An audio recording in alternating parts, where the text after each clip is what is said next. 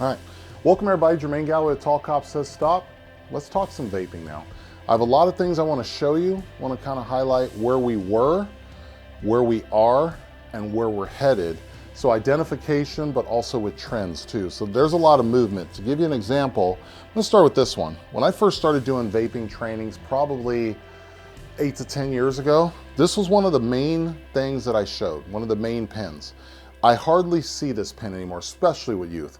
I hardly see anything like this anymore. Most of our kids have gone to disposable vape devices. And a big reason for that is a lot of substances are all made in disposable devices now. So here's what I mean by this. Instead of the old days, grabbing, let's say if you were gonna load this with cannabis, grabbing a dab tool, which is what this little cuticle tool is, grabbing a dab tool, getting your concentrated form of cannabis, putting it in there, and then putting the mouthpiece on, and then having to hold this vape, take hits of it and hold it. Now the vapes just come smaller and they're already loaded. You take them, you throw them away.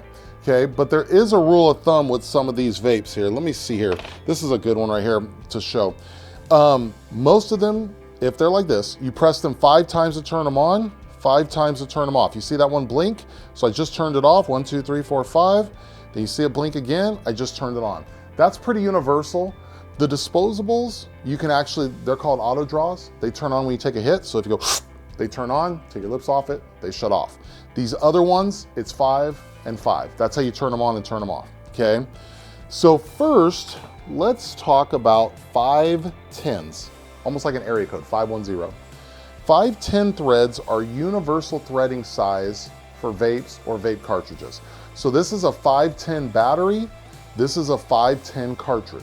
510 cartridges will thread onto 510 batteries. And why that's relevant is I could buy a 510 battery in Texas and take that 510 battery to a state like Colorado, go into a cannabis dispensary in Colorado, buy a cannabis vape cartridge in Colorado, attach it to my 510 from Texas, and they will work. They're universal. They don't have to be made by the same company. You don't even have to buy them in the same state. They will work. Then when you travel back to, let's say, a different state, you're just traveling with your battery and not with anything that's illegal when you're crossing state lines, because there's different laws on cannabis in different states, right?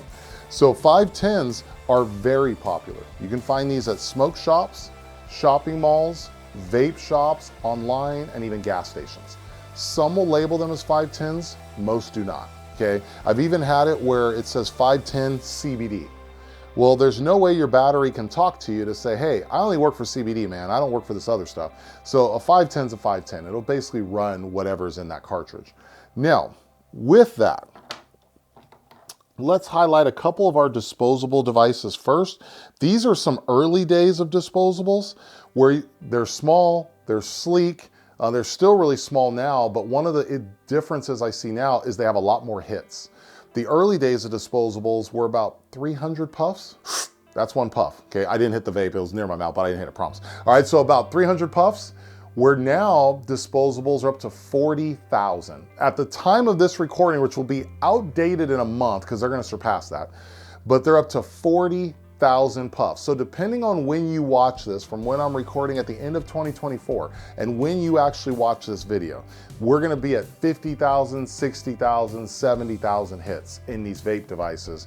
And these vape devices are dropping in prices. So more hits for cheaper prices, which means your kids can afford them, right? So this is one little disposable. Here's another one. I remember when I was buying this as a visual aid, I remember the clerk saying it fits perfectly in your hand. Now, I have large hands, I realize that, but you have to remember something. There is a philosophy with your kids of the smaller the better.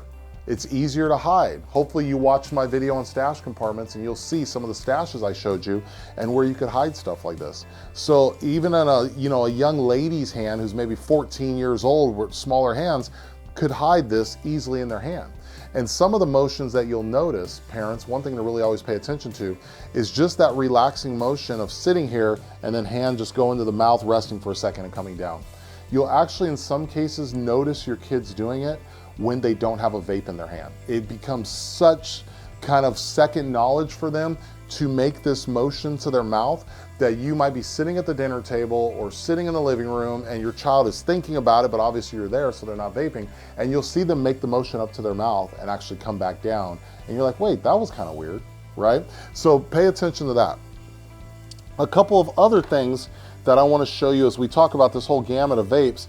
Let me get to the ones that aren't so easy to identify. This is one that's trending a lot. I've gotten emails back, most recently from Kentucky is one of the states. It looks like a writing pen. It actually is a writing pen. It is a functioning writing pen, but it takes your 510s. So as you open it, let me get this thing to unthread here. As you open it, your cartridge goes up top and it's a 510 battery.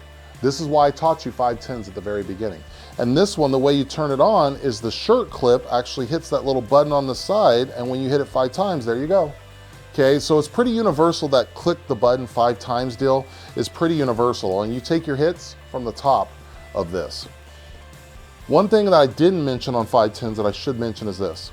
What can be in a 510 cartridge? So what can you actually put or buy or have self-loaded in these?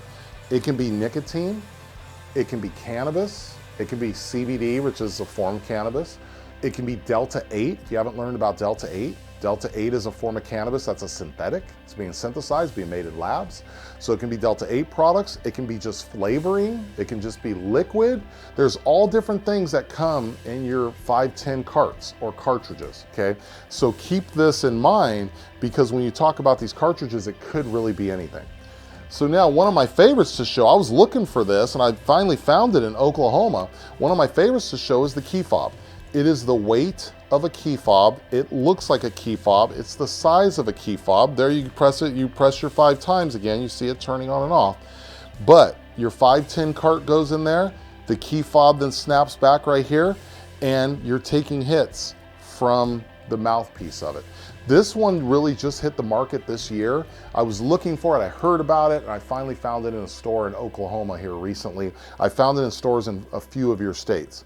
The pen that I showed you, I found in stores in multiple states. This one's trending all over the US right now. And then of course, all your disposables are trending in places that are like over-the-counter shops, to even vape shops, to even your smoke shops. Little side note, our smoke shops now, 10% of them, 15% of their inventory, maybe 20%, is vapes, is nicotine vapes. So vapes have become a large part of the overall market. Remember, vapes are highly addictive, guys, but even in our smoke shops, they have become a large part of the market. So you have to really be paying attention, because vapes are everywhere. So this one that I'm showing you, just another disposable, cute little disposable. This is only 5,000 puffs, right? Just to kind of give you a little reference point, when vapes first showed up, they were about 300 puffs. That was your average vape, was about 300 hits. Now, like I mentioned, we're up to 40,000, and that's at the time of recording this video. So I'll probably be recording another one next year with all the new stuff that's gonna show up by next year, okay? So one thing to pay attention to also, and schools are dealing with this now, because we're done so much training on, hey schools, put in vape detectors because of the vaping epidemic at schools.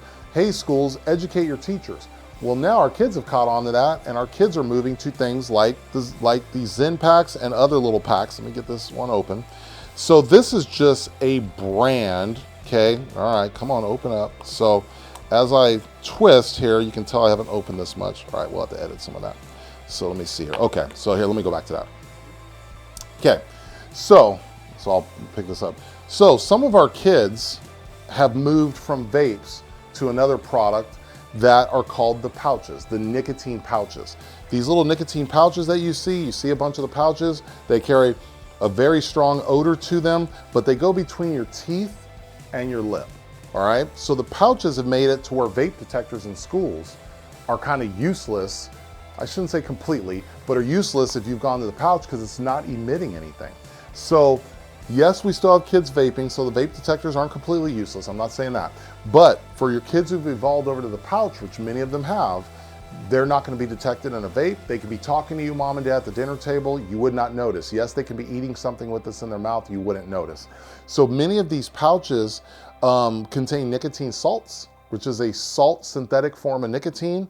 And there's various different brands out there. They sell for about $6. One of the things I did forget to mention, now that I think about it, I did forget to mention on this, is on the bottom of these pouches. Let me see if I can get my fingernail in there. There we go. So on the bottom of these pouches, some of these you can actually take the bottom out and there is a compartment in there. And then you can just snap it back in so they could have other products in the nicotine pouches. So that's something to pay attention to also. As you see here, I have a sea of vapes I can show you. We could do this vape conversation all day. One of the things I will leave you with that I don't have an example of, but I do show in my PowerPoint all the time, is our vape world has evolved over to vapes that have touch screens on them that connect to your cell phone. You can make calls from them, you can answer calls, you can tie into your social media, you can attach it to your phone to take selfies, so my phone can be across the room, and I have the vape to take selfies with. Vapes, there is a vape out there that's a video game. The screen is a video game screen. This is where we've evolved already by the end of 2024 with vapes, where you have 40,000 hits, video game vapes, selfie vapes, phone call vapes, all that. That's where we're at right now. It's gonna be interesting to see where we're at by summer of 25 with vape devices. So I'll just kind of leave you with that. Keep your heads up, stay active, pay attention, but do all you can to keep your kids off vaping, because some of them are gonna fight that addiction their entire lives, and we still don't know a lot about these devices. There's still a lot more for us to learn.